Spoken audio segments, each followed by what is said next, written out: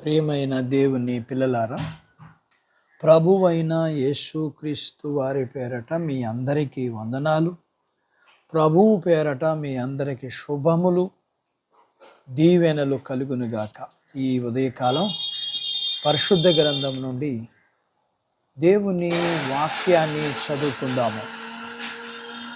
సామెతల గ్రంథము 29వ అధ్యాయము మొదటి వచనాన్ని చదువుకుందాం.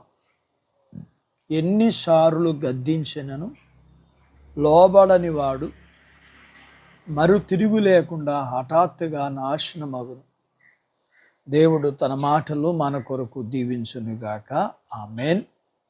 ప్రియమైన దేవుని పిల్లలారా, మనం ఎంత పాపులమైన, దేవునికి వ్యతిరేకమైన క్రియలు ఎన్ని చేసినా వాటిని పట్టించుకోకుండా దేవుడు మనలను ఆశీర్వదించాలని, ఆపదల నుండి కాపాడాలని, మన అవసరాలన్నీ తీర్చాలని కోరుకుంటాం.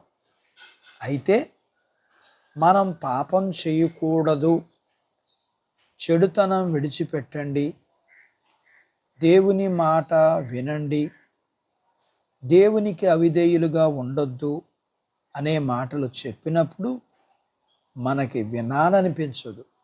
ఇలాంటి గద్దింపు మాటలు చెప్పినప్పుడు మనకు వారి దగ్గరికి వెళ్ళబుద్ధి కాదు.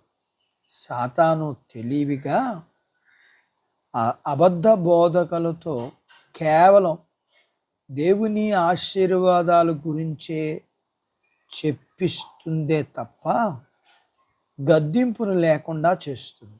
ఈ రోజుల్లో ప్రతి ఒక్కరూ వాట్సాప్, యూట్యూబుల్లో కేవలం దేవుని ఆశీర్వాదం గురించి వాక్యాలనే షేర్ చేస్తారు.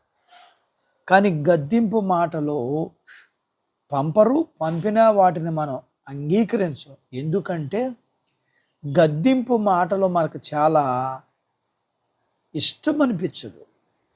కానీ ఆ గద్దింపు వెనక మనం నాశనం అవ్వకూడదని దేవుని ప్రేమ మనకు అర్థం కాదు.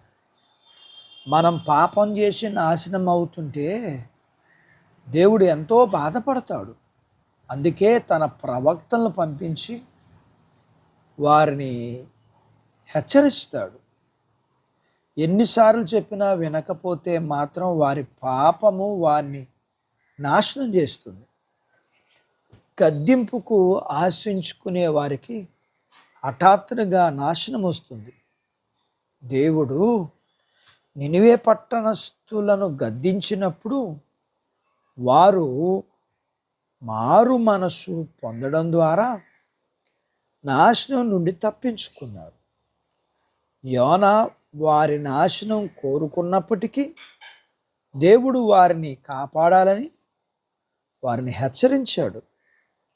అలాగే సొదొమ గొమొర్రా పట్టణస్థులు దేవుని గద్దింపును లక్ష్య పెట్టకపోవటం వల్ల అగ్ని గంధకముల వల్ల నాశనమయ్యారు.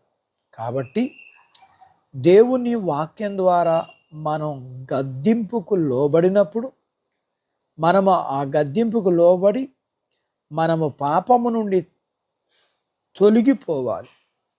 లేదంటే ఎలాంటి హెచ్చరికలు లేకుండా నాశనము హఠాత్తుగా మన మీదకి వస్తుంది. దేవుడు నిన్ను గద్దించినప్పుడు దేవుని మాట విని లోబడదాం. అట్టి బాధ్యత దేవుడు మనకు దయచేయునుగాక. ఆమేన్. ప్రార్థించుకుందాం. నాతో పాటు ఏకీభవించండి. మమ్ములను మిక్కిలిగా ప్రేమించిన మా ప్రియ పరలోకపు తండ్రి, మీ పరిశుద్ధ నామమును బట్టి మీకు వందనాలు. ఈ ఉదయకాలం మీ పాదాల దగ్గర మీ లేఖనాన్ని నేర్చుకోవడానికి సహాయం చేశారు. నేర్చుకున్న లేఖనపు సత్యాన్ని బట్టి మేము మీకు లోబడితే మాకు మేలు, లోబడనప్పుడు మాకు శ్రమ, శిక్ష, కష్టం, నష్టం కలుగుతుందని మీ సేవకుని ద్వారా మాకు ఇచ్చిన వాక్యములోంచి, కొన్ని అనుభవాల నుంచి మేము నేర్చుకున్న దానిని బట్టి నినివే పట్టణస్థుల విషయంలో వారితో మాట్లాడితే వారు దిద్దుబాటు చేసుకున్నారు.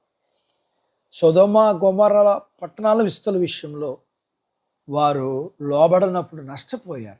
మేము ఆ విధంగా నష్టపోకుండానట్లుగా లోబడగలిగిన మనస్సు మీరు మాకు ఇవ్వండి. మీ పిల్లలను దీవించండి. చిన్న బిడ్డలను, యవనస్తులను, వృద్ధులను, స్త్రీలను, పురుషులను దీవించండి. వారి చదువుల్లో, ఆరోగ్యాల్లో, ఉద్యోగ ప్రయత్నాల్లో విజయం ఇవ్వండి. ఉద్యోగాలలో ప్రమోషన్ ఇవ్వండి. చేతి పనులు, వ్యాపారాలు, పొలాలు, పశువులను దీవించండి. అలాగే వివాహములు కాని వారికి అవటానికి సహాయం చేయండి. గర్భఫలము లేకున్న వారికి ఇవ్వండి. గర్భఫలములు కలిగిన వారికి సుఖమైన ప్రసూతి ఇవ్వండి. ప్రసూతి అయిన తల్లి పిల్లలకు ఆరోగ్యాలు ఇవ్వండి. మీ పిల్లలను దీవించండి. మీ పిల్లలను ఆశీర్వదించండి. మీ పిల్లలకున్న రుణాలు, సమస్యలు, బలహీనతలు మీరు విడిపించండి. మీ పిల్లల్ని దీవించండి. మీరు సిద్ధపరిచిన ప్రతి పరలోకపు భూ సంబంధమైన దీవులకు పాత్రులుగా చేయమని యేసు ప్రభు వారి పేరట స్తుతించి ప్రార్థించి అడిగినవన్నీ పొందుకొని ఉన్నాము తండ్రి. ఆమెన్. దేవుడు మిమ్మల్ని దీవించునుగాక. ఆమెన్.